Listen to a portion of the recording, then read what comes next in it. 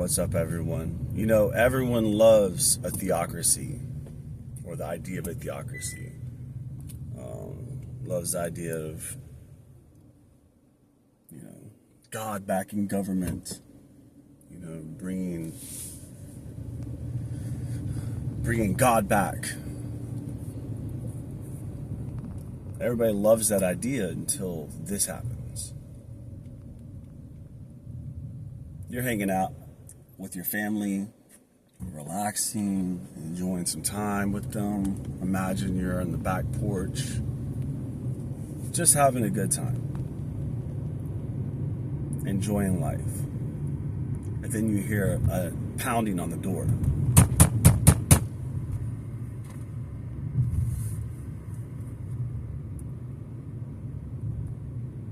And it's the religious police. It's the moral police. Not the governmental police. It's the moral police. So the moral police show you their badges. Hey, I'm Officer so-and-so with the internal state of whatever it is.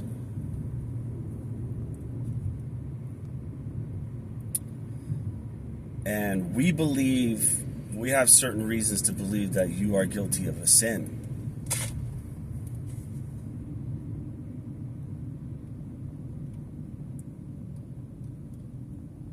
It could be whatever sin. All right? Like, imagine any sin that you could imagine that you could commit. Sin could be anything.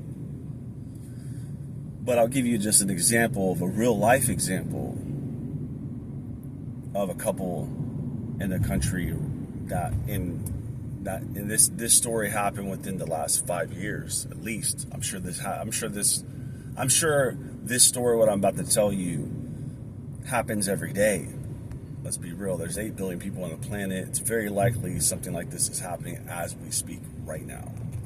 So the moral police say to you, we believe that you've committed this sin. Now, like I said, just imagine whatever sin you want to imagine, but I'm going to give you just an example. So let's say you say, well, officers, what sin am I being accused of? And they're saying, well, we've been told that you and your kid's mother, who you all are living together as a family, we believe that you guys have not been properly married, so you've been living in sin. Now, you, then in this example, the story I'm telling,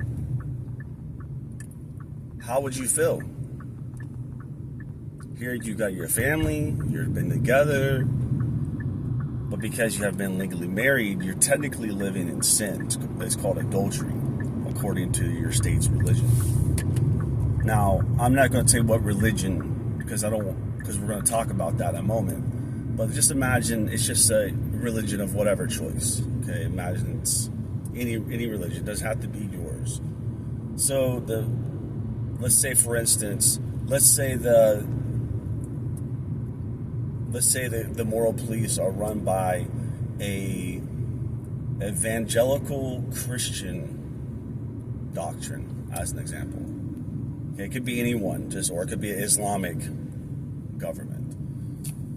But the moral police are controlled by the government, and the moral police, the church, are united, connected in what we call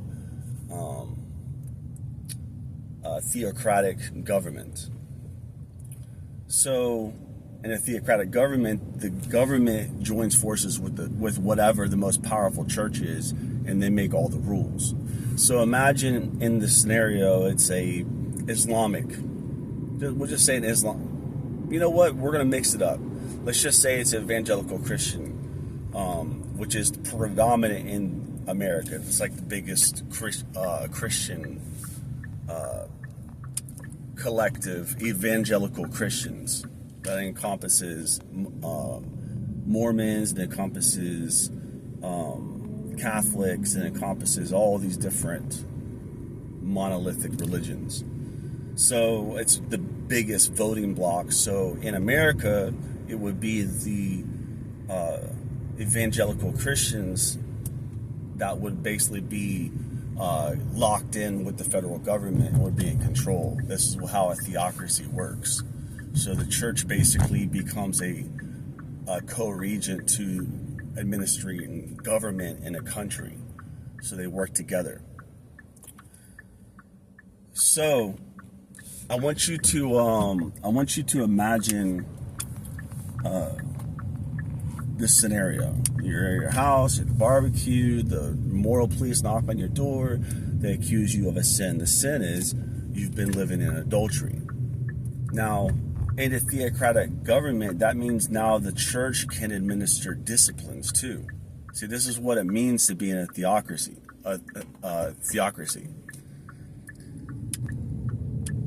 Now whatever church happens to be in charge, it might be a Muslim, it might be whatever, but in our scenario, imagine it's the evangelical Christian church.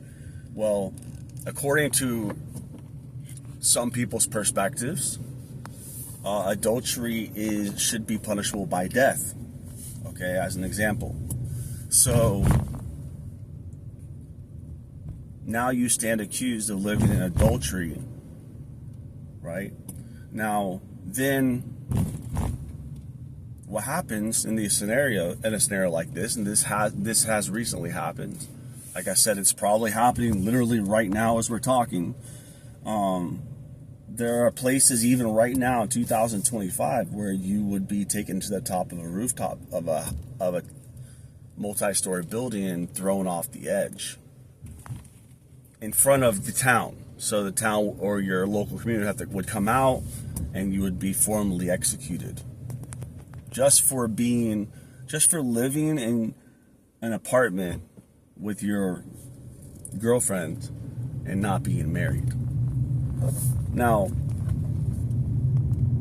some people think that's an exaggeration, but this actually occurs even in today's time. So that's what the power of a theocracy is. That's one of the big dangers of a theocracy. But what a lot of people don't think about, people who are claiming they support theocratic government, the kind of people who are like, I want God back in the government. What they're not thinking about, and what we all should be thinking about, is everybody loves a theocracy when it's their religion that happens to be in charge. But what happens if the government is controlled by a church you don't subscribe to? For instance, for my Christian friends out there, evangelical Christians, because evangelical Christians don't include Catholics and Mormonism and Jehovah's Witnesses in their grouping, right? Necessarily, but as a voting bloc, they move together because they all have similar end values. Like their end values are very similar, so they act as a major voting bloc within any civilization, right, or government. But for my Christian brothers and sisters out there,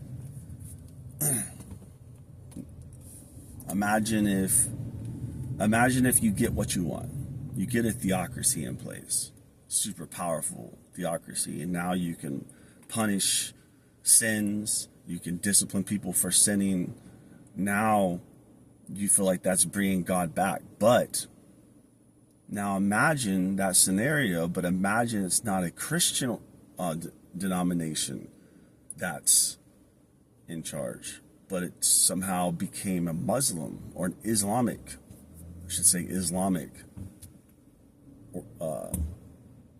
church that became the predominant power.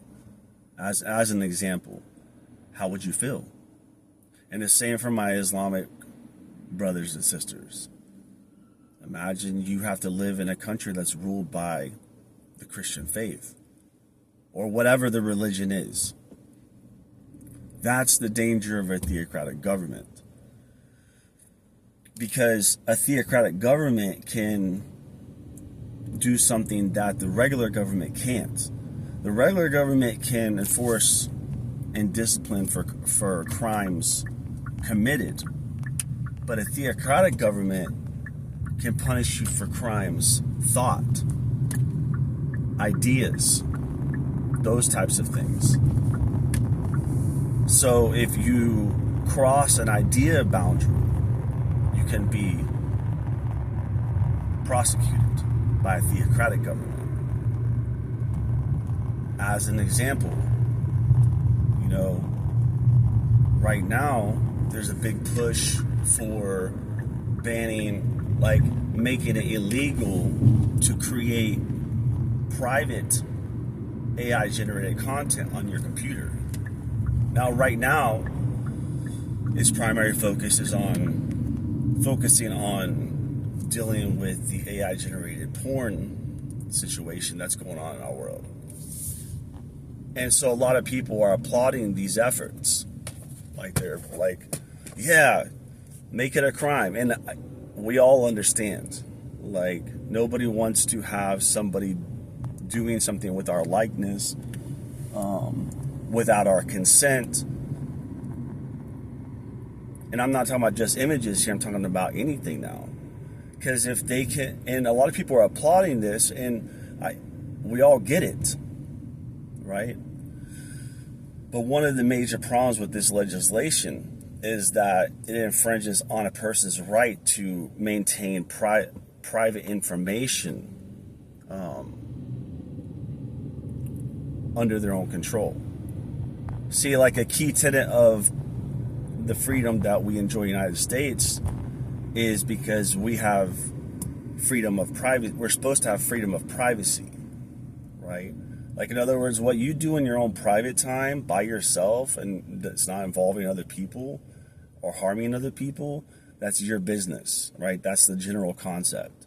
So the government, nobody has a right to know what you have in your private, like, books, or let's say you take a note on a piece of paper, you could fold that note, put it in a safe, and no one has a right to access that note, right? That's private information.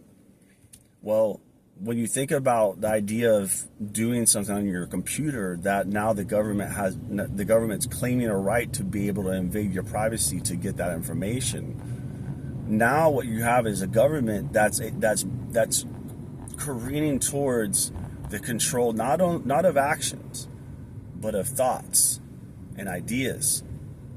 So what happens is the government one day says, we don't want you to have, we found information on your computer where you maybe you wrote a poem, or you wrote a story, or you took a note down, and the government doesn't approve of those types of notes or those types of ideas.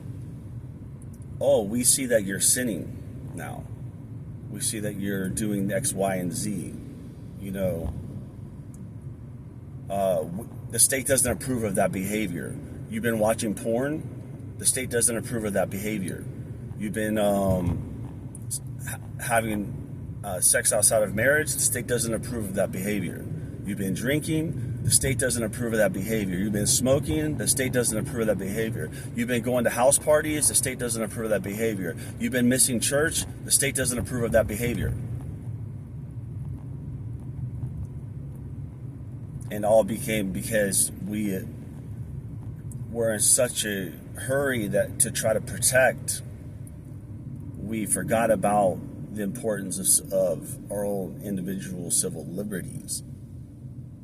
Because if the government can go onto somebody's computer and access and prosecute them for a file that they have on their computer that's not been involving anyone else, it might be a photo, it might be a video, it might be an important legal document or brief you're working on, it might be private information about yourself.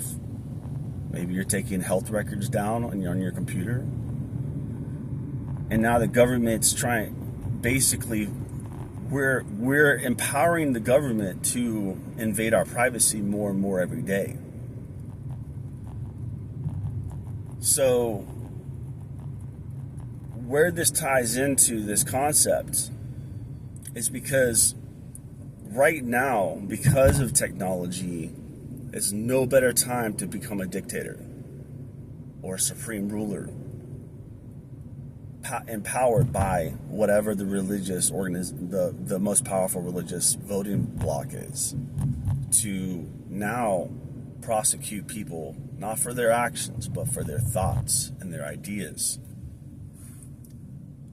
And because of the intersection of technology now, it's never been easier to access that information. See, a lot of people don't realize that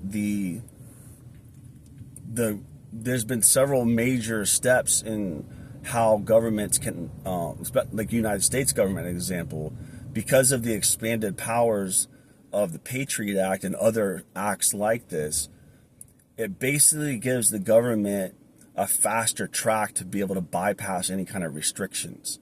So before all this, you had a bunch of rights that were taken away through things like the Patriot Act that take away your rights, that basically say, no, you don't have a right to this privacy, or whatever, right? So what happened was the Patriot Act expanded powers now mean that the government has like basically very close to unlimited powers to be able to force access to information. Now that information could be on papers, it could be on whatever, but most importantly, the information is stored on what? Personal computing devices and computer systems like Google, Meta, all these companies. See, now we're talking about something different. I mean, it's bad enough that government can force themselves to read a personal note of yours or something like that if you wrote it on a journal, to be able to force that, which is not correct. But now they also have data goes more than just on paper. It's in computer systems, databases. So now what's to stop a government from, let's say you have an enemy in the state and someone has something against you. What's to stop from the government then from forcing Meta to give them access to servers? They gain access to servers and insert malicious code or information to make it look like you did or said something that you didn't do or say. Right? There's nothing to stop those processes from happening. That's not an impossible chain of actions and events. And this is where it gets really dangerous with the theocracy, because now the theocracy they can basically not only find anything they need to find, but they can also create fictional things. How do you think the Salem witch trials worked? How do you think all this stuff happened? The government, the people in power made up things on people. Oh, she did this. She's a witch. Burn her at the stake. We laugh about this, but it's actually not funny. Like, people have been burned at the stake for what? For being a witch? What is that? Well, that's what happens in a theocracy. In a theocracy, the church makes the rules. So whatever church or whatever religion happens to be in power, they're the ones that make up the rules. So you may, for instance, as an example, you may believe in baptism by immersion versus baptism by sprinkling. I don't know what the right term is, right? Everybody's got different beliefs on these topics. Some people, there was a joke recently that the Catholic like AI, I saw this thing where I guess like it suggested that one could be baptized in Mountain Dew. So it's just kind of funny, but in all seriousness, you may have different perspectives on, maybe you're a Christian and you believe in full immersion. Maybe you're Catholic. I don't know what the difference is or who believes what pretty much anymore. I've kind of been out of that area for a while in my life. But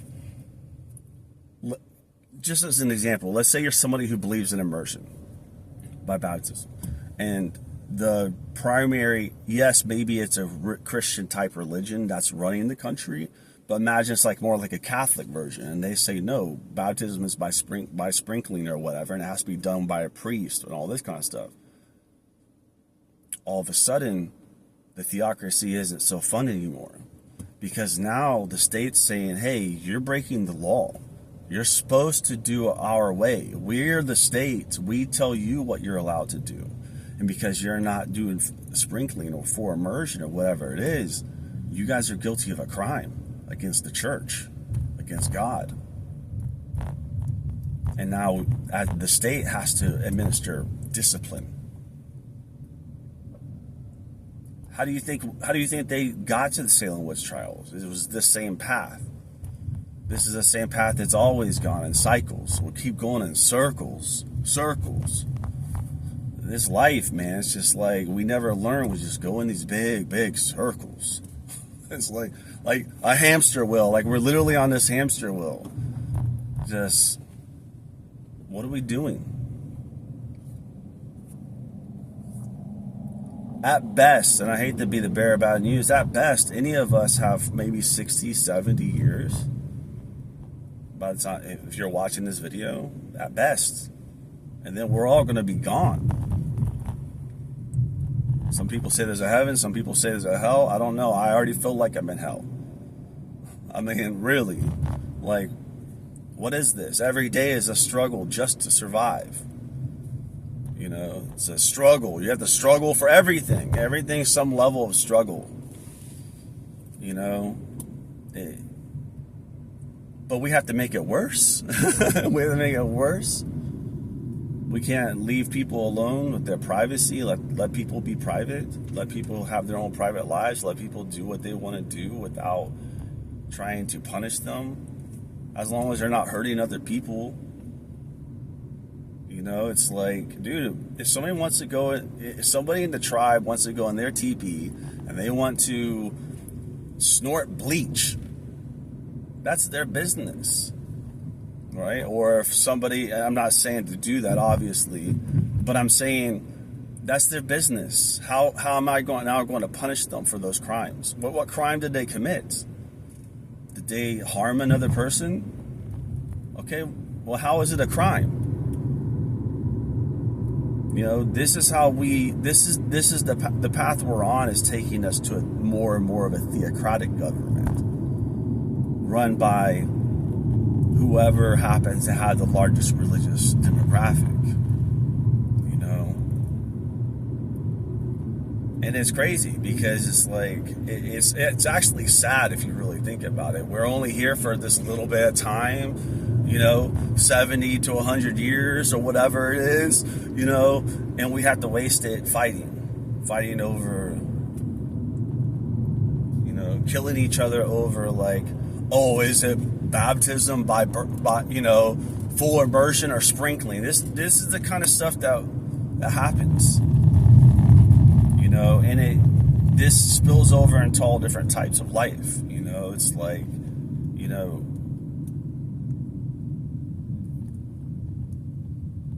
we're slowly we're every day losing more and more freedoms and rights. Like, what a person has on their computer is their business. What a person has on their phone is their business. As long as it's not hurting another person or harming another person or being used to attack another person or to remove their rights.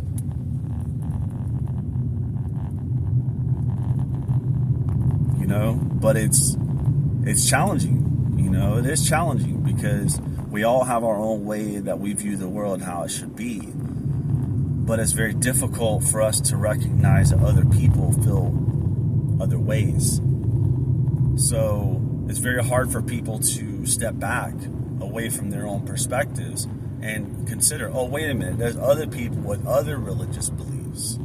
And that's one of the most fundamentally revolutionary things about the United States. It's the first government that wasn't based on a particular religion. And a lot of people misunderstand that. They think that the people were coming over here to get away from religious persecution, but establish a new nation under God. Well, sorry to tell you, but that wasn't the case. They were trying to get away from the oppression of religious control, because it's so dangerous. You don't even have to commit a crime. You just have to be accused of thinking about something inappropriate. If they can show that you were even thinking about something that was inappropriate, not doing anything, just a mere thought, then you can be found guilty. Now think about what that means. How many thoughts do you have that might not be exactly appropriate? Maybe embarrassing, a thought, an idea, something that you've contemplated. Maybe embarrassing, maybe shameful, maybe sad. Think about all your private thoughts and your ideas. Now imagine the government claiming they have a right to know all of those ideas. And if they find anything that's inappropriate in any of your ideas, you can and will be prosecuted. And that is what we have now.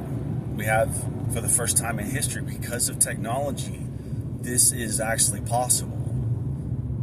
Not only possible in the level that we are already heading towards that and already doing these things, but it's possible in the sense of now the data can actually be aggregated properly. See, before it wasn't necessarily the idea they couldn't get information or get enough information, but the sheer volume of information was so vast at all times that it was just almost impractical. It was too slow of a process. Now, because of AI can parse through all that data quick. AI can change file systems quick. AI could, as mentioned before, could conceivably be used to inject data into databases in a server somewhere that the government happened to get access to through expanded powers and rights of the federal government. So now all of a sudden they can just use an AI to not only find any information but also create information, create videos of you doing things you never did, create these types of, this is all now on the table. And this is one of the reasons why I'm kind of making this video, because it's important, guys. It's important to understand what is happening. I get it. There are times where, that you hear stories about people having pictures or videos or whatever of other people on their devices, and all of us rightfully are that's pretty fucked up. Let's be real. That's very fucked up, depending on what the scenario is. All of us should and do feel that way, but we have to think through the implications of where we're going. Because if somebody could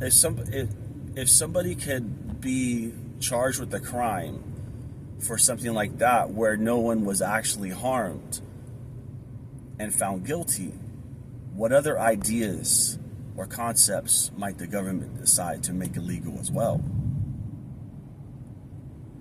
Think about that. What if, there's all kinds of scenarios you could imagine, but this is where we're heading to with the theocracy. This is literally where it's going, and it's going there very fast.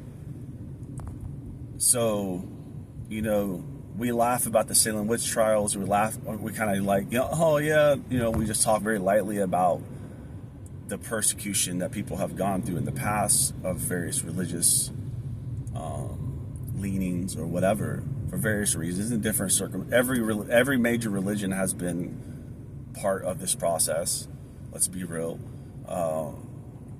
because the one of the biggest problems with the theocracy is not just those things I discussed there, but those kind of pale in comparison to the real scary nature of a theocracy. And what is that? It's 3 words. God told me. See, and this is going to take it to a whole nother level, like a level that is going to really, I think some people are going to be upset, very worried, rightfully concerned about. See, the words God told me are very powerful words. How can you argue with those words? Right? If somebody says, hey, God told me this, what can you say to that person?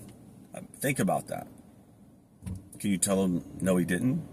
Well, no, you can't. You can't tell him that because he apparently believes God did tell him. You can't tell him he's lying. You have no rebuttal.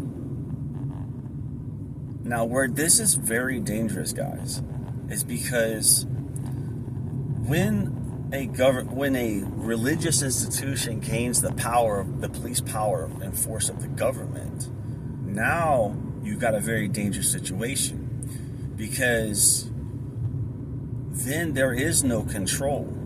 Because then the religious organization could say, hey, you know what?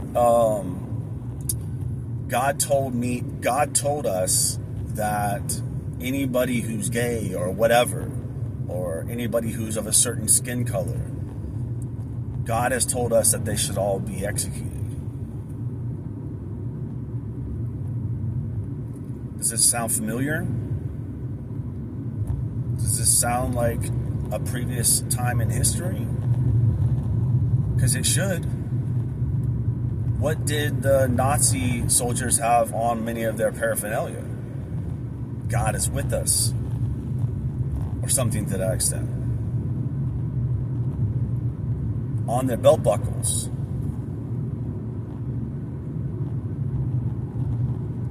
Now, this isn't about Nazism, but this is an example of the dangers of what happens when you allow church and state to collaborate. This is why we fought so hard for separation of church and state. It's nothing against religion or nothing against God or anything like that. What it's about is we cannot allow the two to intertwine, because when you do that, you're now able to not only punish people for thought crimes, but you can punish people for any reason. You could say, somebody in power could say, God told me that we must go exterminate all these people, this country, wipe this country off the face of the earth. And what can you say to rebut? No one can say anything to rebut, because that person is the supreme ruler. They hear from the voice of God.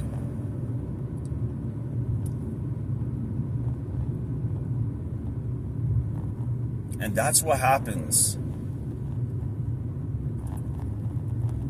More importantly, this is why everybody loves theocracy until this happens. Be good, or be good at it.